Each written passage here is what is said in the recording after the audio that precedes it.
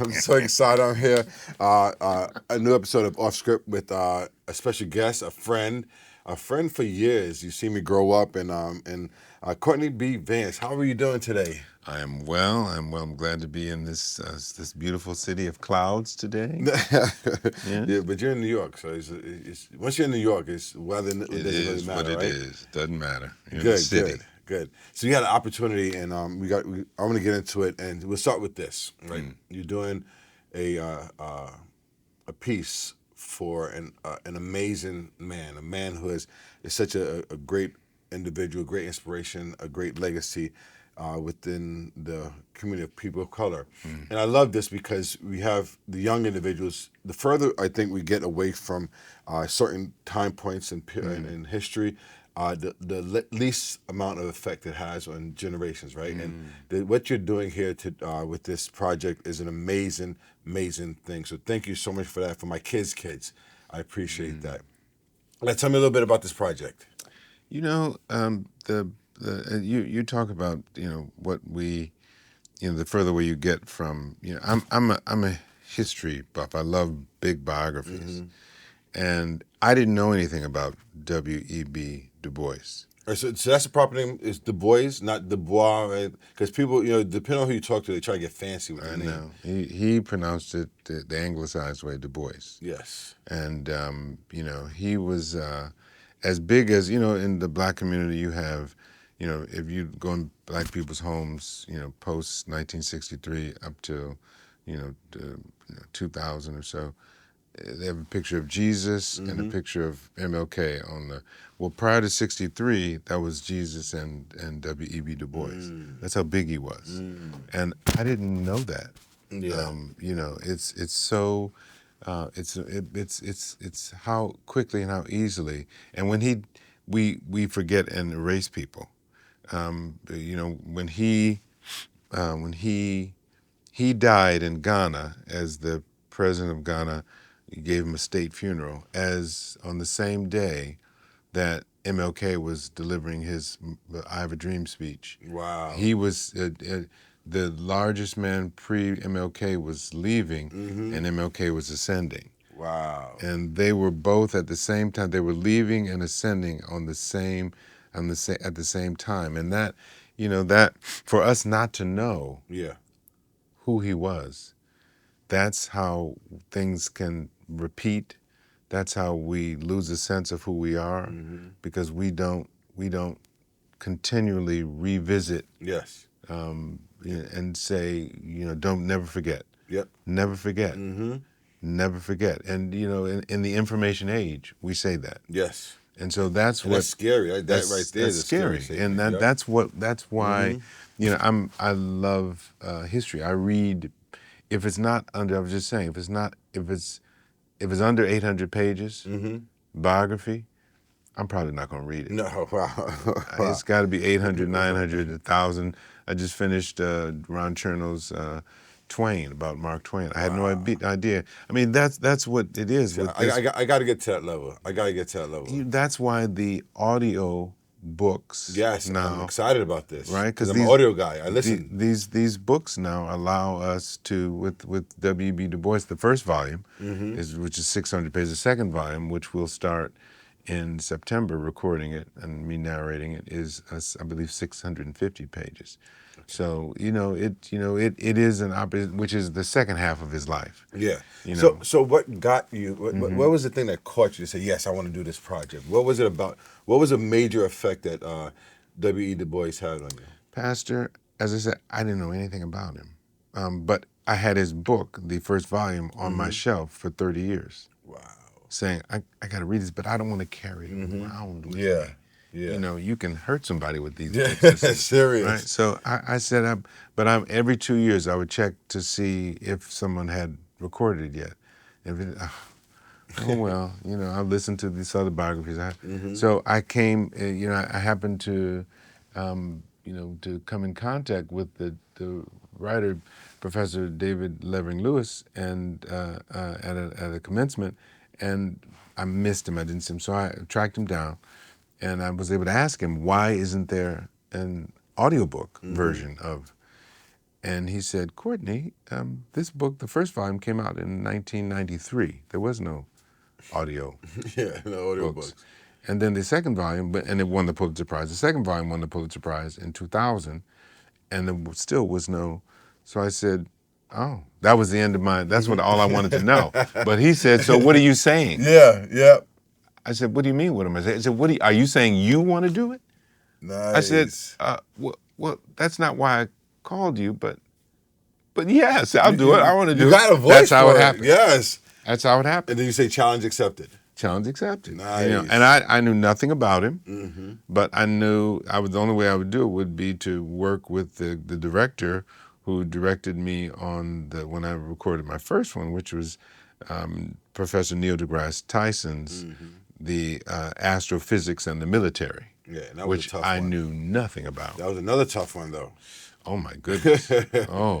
But she helped me navigate. And again, we would be reading the book. We only because the material was so dense. Miss Christina and I, with W.E.B. Du Bois's book, we would read only maybe 19, 20, 22, 23 pages a day. Work from 11 to 3.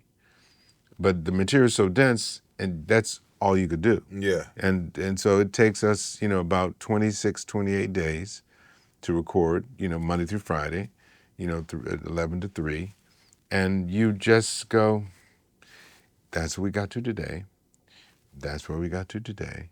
And that's the rhythm. You go, whew, we got that. Okay, tomorrow. And I would go home, and the next day I'd look ahead to what we're going to do tomorrow, so I'd be prepared for that. And so that's how I read the book. I didn't want to read the book before I recorded the book because I wanted to be surprised by what I was going to discover. So okay. So take me through that day. So because that's a long time, right? So take me through a day. You set up. You go in there. You're about to read. You decide to start reading. How do you get prepared? Like do you get in your zone? You get in the zone. It takes about 3 or 4 days to realize with the director and the engineer what the rhythm is. This is not. I don't do voices well, so this is not a voices, character voices kind of. But you book. got a good voice to do voices well. But you have to plan it out and figure out who's the work behind it. All right, so tell us, you get in your zone. Yes. And how do you get in your zone? Yes. So you said about 4 days. Yes, with the engineer and the director, it takes us a minute to realize. First, the hardest part of everything is, I found out from doing theater, the hardest part is getting to the theater, is getting to the soundstage.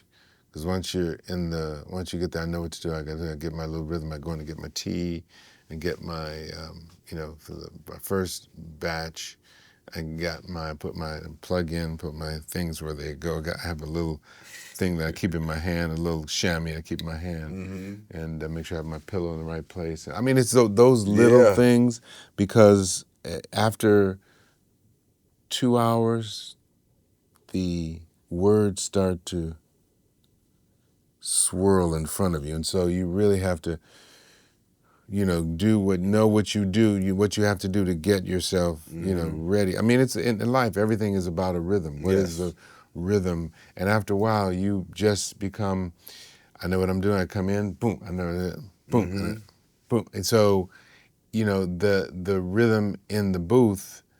And if you have a great director, which we do, any questions that I have, she will answer. I didn't know anything about the astrophysics, but every question eventually I said, are you an astrophysicist? How do you know all this? She says, I do my research. So and that allows me to just focus on, being present and, is this the right tone? Is this do I strike the right note with that? And sometimes she would go, let's because it needs to build to that. Okay. So let's, the tone goes down at the end of that sentence instead of up. And so, it's really, it's a team thing with the three of us, engineer, director, and myself. It's a team thing. And, so that by the time we are finished, we really were like, we're family. So now you finished. What can we as the listeners look forward to? You know, you can look forward if we have done our job. And as an avid listener, so I touch myself. Yeah, I'm a As an listener. avid listener, I've recognized that if the reader is good, it's going to be an amazing experience. Okay. But if the reader is not good, Mm-hmm. I might as well not listen, because it's going to bug me, the tone or the, So the first, before somebody tells me about a book, wow, I can't wait, and then I say, before I purchase it, let me do a preview, because you That's what I can hit do. the little Yep, preview, I do a preview. so you can listen to the, is that voice going to bother me? No, it's a great voice. Let's go. And I purchase it. You got a 5-minute listening thing. Yep, I do the same thing. Right. So this a lot. If I've done my job right, if we've done our job right, I'm you don't want people to get so engrossed in your voice they miss the story. Yeah. So it's got to be something where you're neutral, That and so balance. that the story can, David Levering Lewis's story can, and which is just, this man. I mean, I had no idea that the NAACP was started as a white organization. Yep. Mm-hmm. And W.E.B was, is a very, he's got strong opinions about what needs to be. And he was saying, look, we're doing something different here. You all, if I was a white guy, you wouldn't have any problem with me coming right at you and saying, this is what needs to be. What's the problem? Yep. But as a black man and a white man, this is new territory. I'm supposed to defer to you. So if I'm not deferring to you, we're not, that has nothing to do with what we're talking about. The issue that we're talking about, what you're reacting to, is that I'm not deferring to you. So get that out of the way. Yes. We're colleagues. Like, I was a white colleague, and let's talk about what's the issue. Can we talk about the issue that we're dealing with instead of that I'm not, okay, sir. Can we?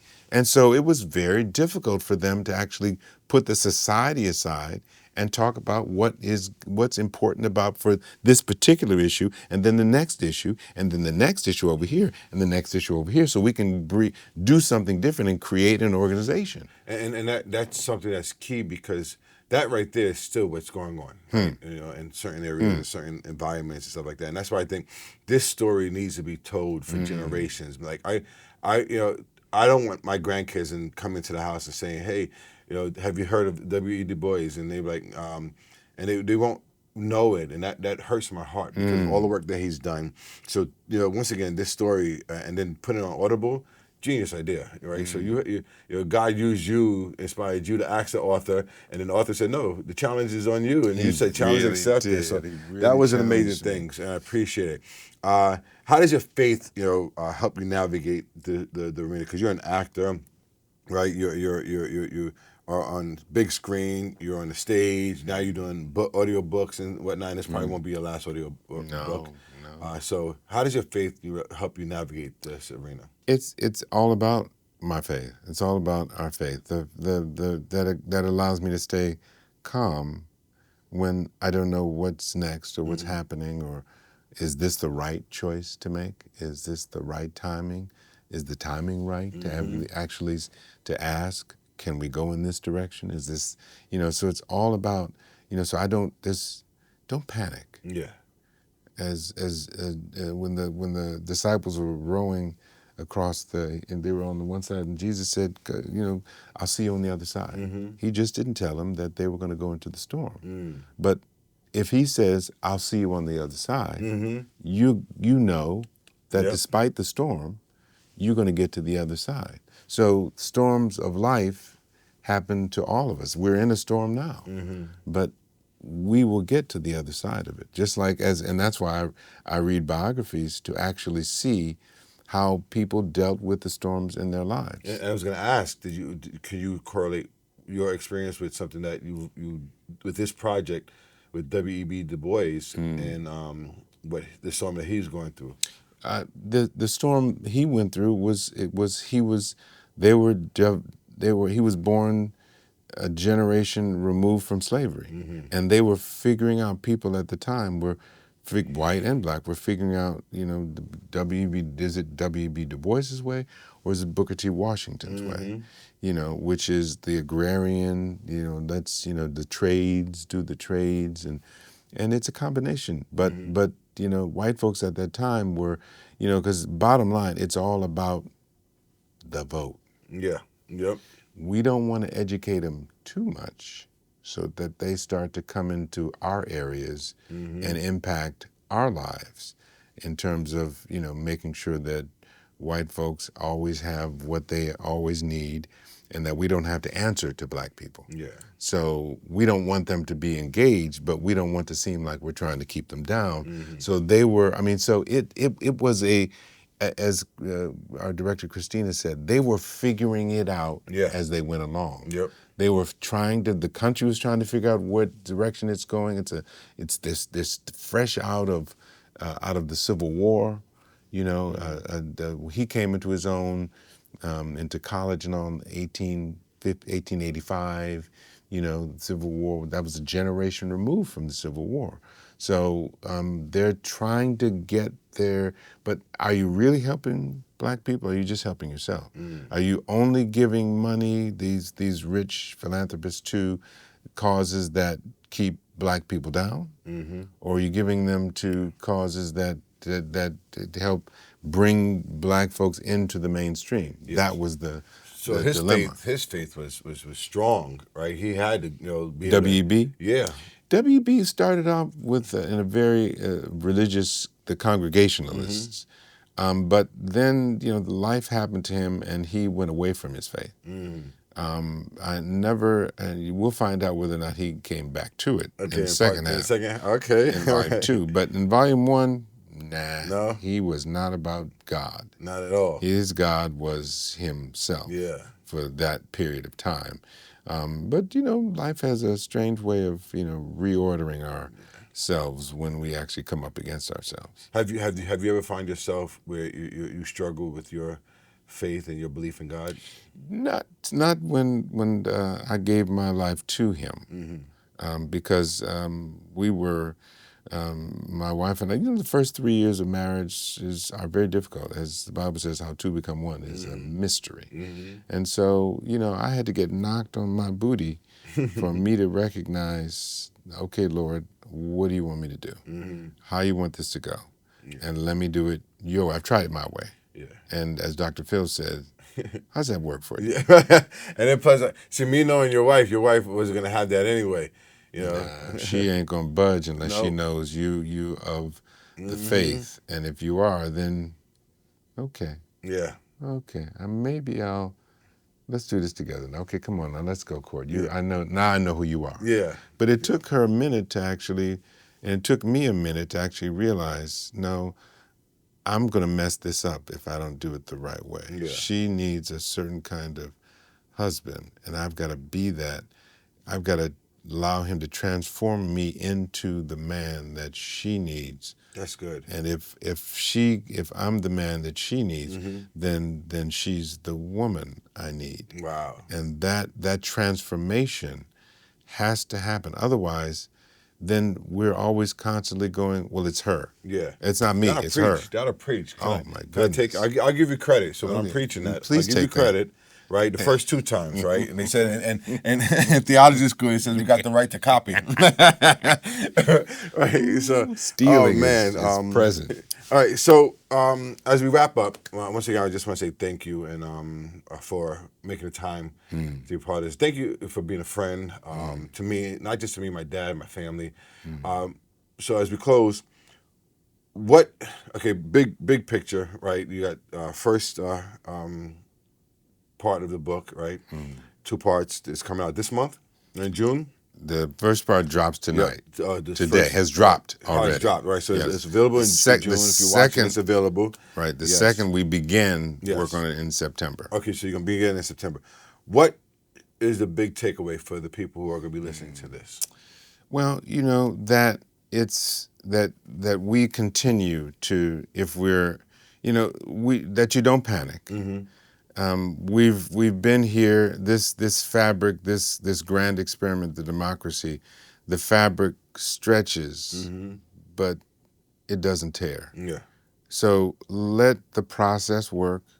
You may not like who's there running the office now, but as the old folks say, just keep living. Yeah. And keep organizing, keep talking, keep praying, keep realizing that the system is there and it will work. It does work. But you have to engage. So engage. Continue. Don't panic. Don't step out of the system. Continue to work. Continue to talk to people. Continue to talk to your community. Get involved. Get on the school boards. Get on the local.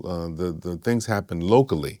Most people live in small towns, not in big towns. They live in small towns. So get involved in your community. Get involved in your school. Teach your children to, when you go vote, bring your children along, so that that generation doesn't stop. It doesn't die. It cannot stop.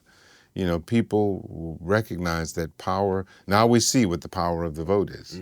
You see what the power of the vote is. That if you don't like, they began organizing when in 2024 when the 2020 when the election happened. So now this happened. Start working now. Keep working. Don't ever stop working, because it's about your children, our children, the young people are watching. They're watching what's happening now. That do we do what we say? Do we say what we do? Or are we just talking? And the young people see, you say we're supposed to respect, sharing is caring, but we see that you don't care nothing about anything about getting your way. And so that when it's their time, because this is the world we're giving to them. This is the young people's world that we're as a pastor with a huge youth ministry. The young people are watching what we say and do. So they need to know that and as I say, I was speaking to a group of young people about 2 weeks ago, and I said, if you don't like what you see, change it. I like that. Get ready for the change, because you are the change. This generation, we're not doing right. We're not doing right. We're not doing right. I know. I'm saying to young people, that what we're doing now is not right. So when it's your turn, do right.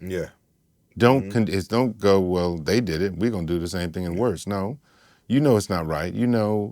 If you say something, if you teach the young people in a sporting event that after you finish, you got to go up and shake hands. Don't you see somebody not doing it? Well, we're going to get them. No, baby. Go ahead and you lost. We're going to get you next time. Have a good game. I mean, you're the better team today. Today. Today. I like that. And I think that's why, reading books like or listening to a book like you're going to be doing, especially looking forward for volume 2, that these are the things that the kids need to be connected to. That says, okay, no, this is the possibilities if you get involved. This is the possibility if you challenge the status quo. These are the possibilities that if you just really allow your voice to look and seek justice and good for the people, then you'll find yourself getting involved. And you have to get involved in order for you. If you want change, get involved. And you can look, if the message for me is, and I'm going to be quiet, if you can look at what he did when everywhere he looked was a no. Everywhere he looked, black people were not supposed to be there, and he still succeeded. And he still, then when in our generation, in this current generation, you can look on your phone and everywhere is a yes. It may be overwhelming because it looks like everybody's doing something, but they're not really. But you can, if he can do it with nothing, you can do something with more with something. Yes. Well, thank you so much. Thank you. Thank you for listening to another episode of Off Script with my friend Courtney B. Vance, and till next time.